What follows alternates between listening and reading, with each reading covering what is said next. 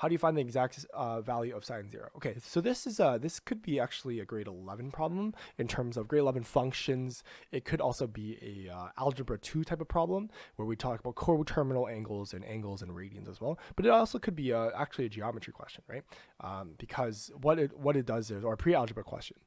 So I'm going to choose to do it in terms of a pre-algebra question for those of you tuning in. So how do you find the exact same value of sine 0? So what is sine 0? So there are so many ways to look at sine. So again, what my first instinct is actually not the unit circle, as the solution kind of does, is actually the if I graph sine 0, right? So if you learn about this, the graph of sine, it looks something like this, right? Sorry, looks something like this here. And what it does is I have, again, this axis is, I can say it's in radians or in degrees. In this case, I'll use degrees because if you don't know about radians yet, it might be a bit harder. And then this y-axis is just simply the amplitude, right? So I'll say A here. So Panda lol says hi. Hello. Nice to meet you. And what we're doing is, again, it's divided, right? If I plot a sine wave or a sine function, this here is at 0. Sine at 1 would be, sine at 90 would be 1. Sine at 80 is 0. Sine at 270 would be -1. And the sine at 360 is 0 here. Why is my Siri going off? Sorry. So that I have this, right? So if I look at the graph, sine 0 is 0, right? My amplitude is 0, 0. So sine 0 equals 0. I'm done.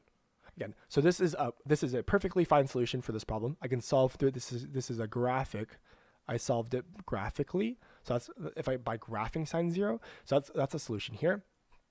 What I could also do is I could do this unit circle, right? So what they did was they could find a unit circle on a coordinate plane where the point is represented by cos theta and sine theta, right? So what they did was they had a unit circle here.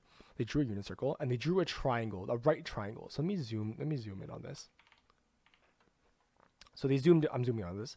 And then basically I have a right triangle here. I have some sort of length x in the x direction and then some sort of height in the y direction. And then this here, this hypotenuse would just equal 1 just because they wanted to. Again, it's just an arbitrary number. Right? This here is 1. And then what they're doing is that they're representing the unit circle, the point here, by cos theta and sine theta, right? So basically, at sine 0, so if the angle here was 0, you would get 0. You would get 0 divided by.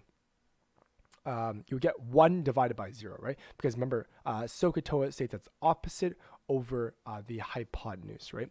So SOHCAHTOA, so again, sine 0 is 0. So as you can see, the cosine is along the x-axis and the cosine is along the x and the sine is along the y, right? So at theta equals 0, you're going along the x-axis, so the sine value here would be 0. So this here, you're using a unit circle to prove that sine equals 0. You could prove it graphically as well. If you simply type it into your calculator, sine 0 also 0 as well. So that totally works as well. They use a unit circle to solve for this problem. I use the graph. Honestly, you can use your calculator. Just type in sine 0. You're going to get 0 in both radians and in degrees as well. So this here is my solution, which means sine here is 0, so this is perfectly fine. They said the next question is what's the exact value of cos 0? It's actually 1 because, and then I could solve for it graphically as well, but you don't have to worry about that. That's just a continuation of this problem here. So Panda's asking, I have some trouble.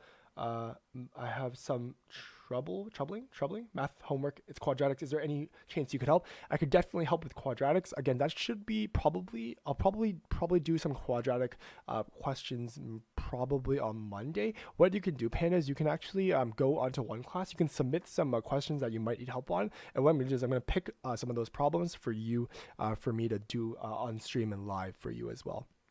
So I'm probably going to do those next week. But what you can do is you can actually already go on the YouTube channel and say that and maybe Google quadratics, and maybe some of the homework problems the solutions are already posted for you. So this works as well. Perfect solution and analysis. But I'll be more than happy to go over quadratics probably next week, maybe from Monday to Friday, because it does hover around algebra 1 and algebra 2. So when we're talking about like completing the square, solving for the roots of a quadratic formula, transformations of a parabola as well, we're going to do that as well. So don't worry about those. I used a graphic. I solved this question by plotting the sine function. Love the unit circle approach as well. Solution is correct.